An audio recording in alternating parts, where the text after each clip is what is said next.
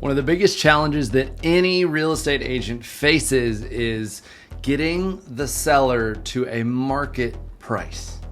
Now, not all people who say they want to sell their homes are actually sellers. We should recognize that first, and that is your job to sniff that out up front. But when you find someone who actually does need to sell, actually does want to sell, but their price is not where it needs to be to sell, one of the things that you need to understand is how the seller gets to their price. It's not about just running through the comps and showing them what the other houses are selling. It's about understanding how the seller got to their price so you can navigate what's really driving that price point and help them work their way towards a market price. Let me show you what I mean. Now let's just start with the basics. We have a seller price and a buyer price. Now, ideally, these two things would be the same thing, but in most real estate deals, we know that these two things do not equal each other. Typically, it looks something like this, where we have a seller price that is that much and a buyer price that is that much, right? And what I always call this is if you were to draw a line over here and look at this, this is the gap, right? Now, in some deals, the gap is not that big. And in some deals, the gap is pretty wide. And really, every listing agent, they're coming to the table and they're typically saying this is what the market price is, this is what the buyer price is, and their goal is to get their seller as close to this as possible. But unfortunately, most sellers live in this world and there is a gap. And the strategies that a lot of agents would take to minimize this gap include negotiating with their own seller, trying to meet in the middle, trying to work out price reductions later, trying to essentially script their way into the right price. And I think the hard part here is we rush this conversation a lot of times.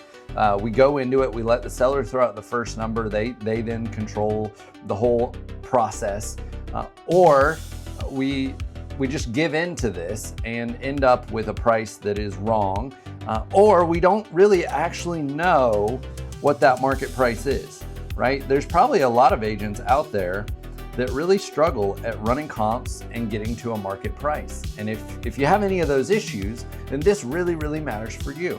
Now, one of the things that's important for you to think about is what goes into the seller's price. Because once you know the components of it, you can start to break it down. You can walk through the seller and understand where the value is coming from. In fact, it's probably even a great idea to have the seller value the things we're about to run through. Now, before we get to the seller part, let's talk about the buyer really quickly, because this is pretty easy. When we think about the buyers, they have on their side a sort of range that they're willing to do when they're offering on a property, okay? They can come in here and they can offer above a premium. And this is when the situation calls for it. If it's a unique property, a one-on-one, where they go, yeah, the comps say this, but I really want this house. I don't want to lose this house, so I'm willing to pay a little bit more. It could be a situation where it's one of the only houses available and they have to move, so they pay a premium to beat out another offer.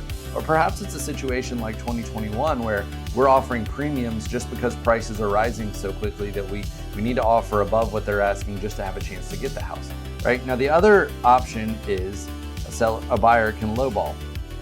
And they can say, yeah, that's the market price, that's fine, but I'm only willing to do this and I want to get a good deal. Okay, now this is something that's hard for any listing agent to have any influence over, but it's important to recognize that's sort of what's happening on that side. Now, on the seller side, we've got some components that are how they come to the price that they're at. First, price paid for the house. Okay, and just, depending on how long they've owned the house, you might find that this is a much bigger slice of the pie or not. Then you have repairs. And I want to put these in quotes because most sellers are not actually doing value add repairs. They are doing value preservation repairs, or they're just doing the minimum amount of repairs required. And the thing about these is They almost never actually add value. They're simply keeping you from being well below the market value. But sellers, of course, say, oh, I paid $10,000 to put window treatments in the house. I did a $20,000 paver driveway, whatever it is. And they add the dollar for dollar to their price that they want because they've invested that money and they want to get that money out.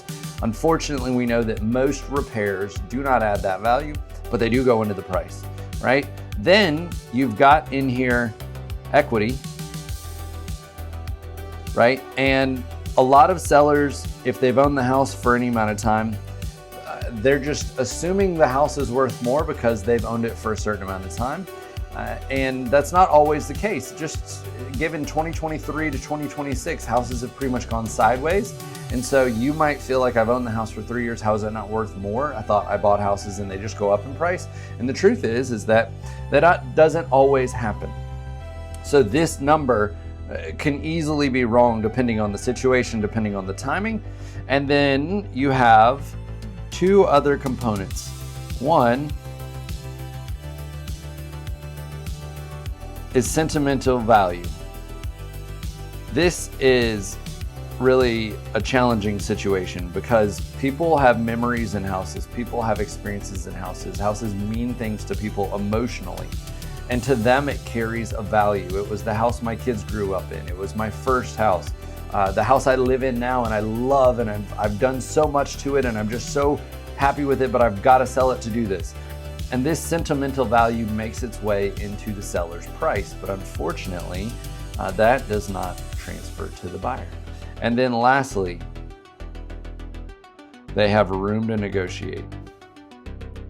You're probably rolling your eyes right now just thinking about this because every seller almost always rounds their price up so that they've got room to negotiate, knowing that the buyer is going to come in and offer potentially less than market value. They want to have room to negotiate. Now here's the issue, right? The issue is when you add room to negotiate on the top and you're already above the market value, you're just making yourself even more out of the market. And if you're adding room to negotiate, but no buyer actually ever negotiates with you, all you've done is take yourself off of the market. You're out of the market with your price. And so, like I said, if you walk your seller and you just say, hey, these are the 5 things that are normally being packaged together into someone's sale price for their home, if they're not being realistic, have them add the dollars that they're doing for this. And chances are good you can cut out these 2 and potentially get yourself to a market price if we're able to explain that. The other thing is if you are able to do a really good job of showing what that market price is and walking them through how what they paid for the house doesn't matter at all. What their costs are don't matter at all. The only thing that matters is what a buyer is willing to pay. Then suddenly you'll be able to find yourself with a smaller gap. For more like this, follow the channel, give it a like, and I'll see you next time.